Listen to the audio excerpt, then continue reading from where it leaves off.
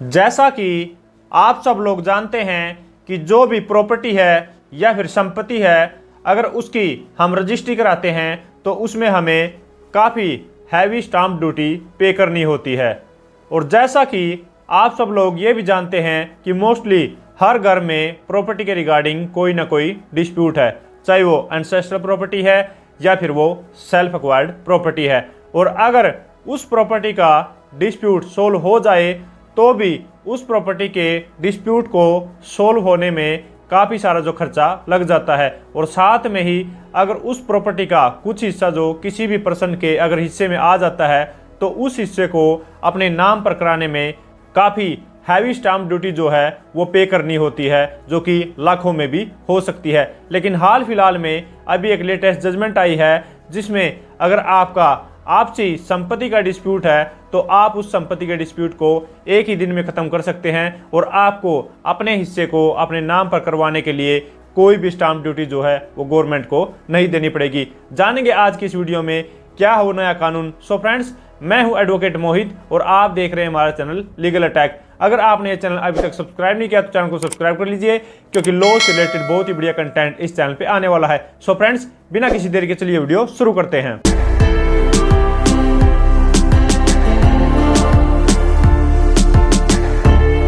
So friends, जिस judgement में ये लॉ पॉइंट डिसाइड किया गया है उसका नाम है रविंद्र कौर वर्सेस मनजीत कौर, जो कि 2019 में ऑनरेबल सुप्रीम कोर्ट की ये जजमेंट आई है। तो इस जजमेंट के फैक्ट्स जानने से पहले हमें ये जानना होगा कि जो फैमिली डिस्प्यूट है, जो भी संपत्ति के रिगार्डिंग उनका डिस्प्यूट है, तो उसको कैसे एक ही दिन में ख़त्म कर सकते हैं। अगर जो सारे फैमिली मेम्बर हैं अगर वो डिस्प्यूट को सोल्व करने के लिए और अपने हिस्से के शेयर को डिवाइड करने के लिए तैयार हैं तो वो बना सकते हैं फैमिली सेटलमेंट डीड। और जो वो डीड है वो सिर्फ एक ही दिन में बहुत ही कम खर्चे में बन जाती हैं। और अगर सारे जो पर्सन हैं, जो भी उसमें दावेदार हैं, अगर उनकी कंसेंट है, उनकी विल है बिना किसी प्रेशर के, और वो ये चाहते हैं कि हमारा फ्यूचर में कोई भी फैमिली डिस्प्यूट जो है वो संपत्ति को लेकर ना हो, तो वो इस फैमिली सेटलमेंट डीड को तैयार कर सकते हैं। तो जो ये फैमिली सेटलमेंट डीड है ये सबसे बेस्ट तरीका है जो भी आपकी पारिवारिक संपत्ति है उसके डिस्प्यूट को ख़त्म करने का, जिसको हम मेमोरेंडम ऑफ फैमिली सेटलमेंट भी कहते हैं। तो अगर आप इस फैमिली सेटलमेंट डीड को तैयार करते हैं तो इसके बहुत ही सारे बेनिफिट हैं। ये जो फैमिली सेटलमेंट डीड है वो सिर्फ आपकी एक ही दिन में तैयार हो जाएगी, जिसमें आपका टाइम भी बचेगा और आपका जो है बहुत सारा पैसा भी बच जाएगा। और इससे आपके फैमिली में जो रिलेशन है वो बहुत ही अच्छे रहेंगे। तो अब मैं आपको ये बता देता हूँ कि ये जो फैमिली सेटलमेंट डीड है इसको बनाने का तरीका क्या है।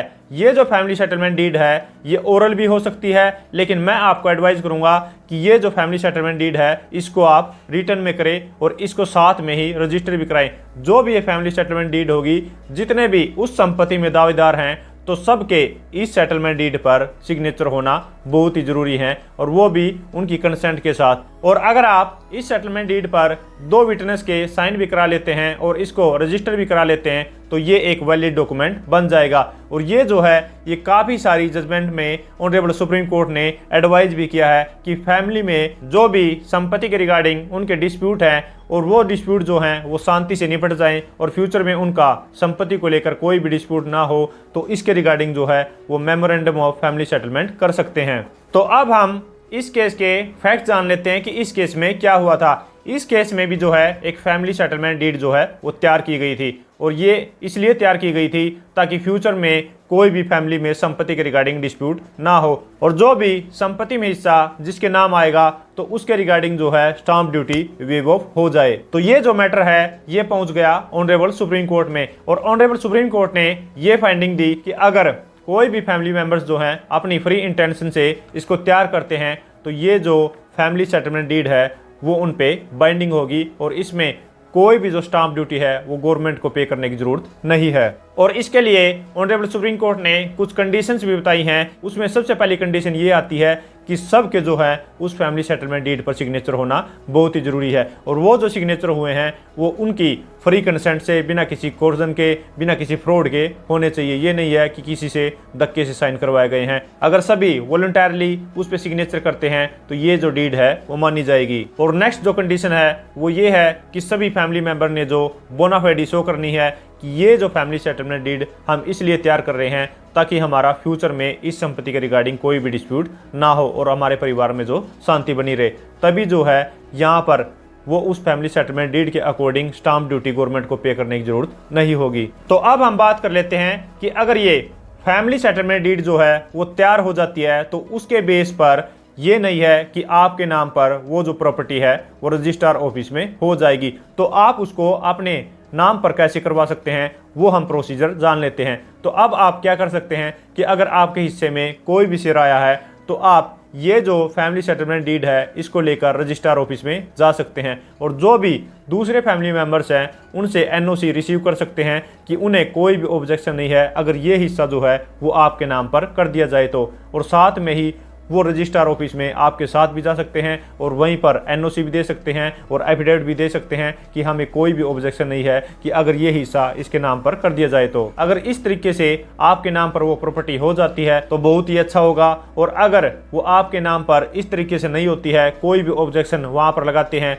तो आप जो भी ये memorandum of family settlement deed है इसके बेस पर एक डिक्लेरेशन सूट डाल सकते हैं और उस प्रॉपर्टी का बंटवारा जो है वो करवा सकते हैं। और बंटवारे के बाद जो भी हिस्सा आपके फेवर में आया है तो अब कोर्ट की डिक्री के साथ आप वहां पर रजिस्ट्रार ऑफिस में जा सकते हैं, उसको अपने नाम पर रजिस्टर करवा सकते हैं। तो इस तरीके से जो है अगर आपका कोई भी पारिवारिक संपत्ति के रिगार्डिंग डिस्प्यूट है तो आप उस डिस्प्यूट को बहुत ही कम पैसे में और बहुत ही कम टाइम में जो खत्म कर सकते हैं और साथ में ही आपको गवर्नमेंट को लाखों की स्टाम्प ड्यूटी पे करने की जरूरत नहीं है, जो कि ऑनरेबल सुप्रीम कोर्ट ने इस जजमेंट में क्लियर कर दिया है। सो फ्रेंड्स, आशा करता हूं इस वीडियो से आपको कुछ सीखने को मिला होगा। अगर ये वीडियो आपको अच्छी लगे तो लाइक कीजिए, शेयर कीजिए और अगर आपने ये चैनल अभी तक सब्सक्राइब नहीं किया तो चैनल को सब्सक्राइब कर लीजिए क्योंकि लॉ से रिलेटेड बहुत ही बढ़िया कंटेंट इस चैनल पे आने वाला है। सो फ्रेंड्स, इस वीडियो में इतना ही। मिलते नई वीडियो में नई किसी लीगल टॉपिक के साथ, तब तक के लिए थैंक यू सो मच।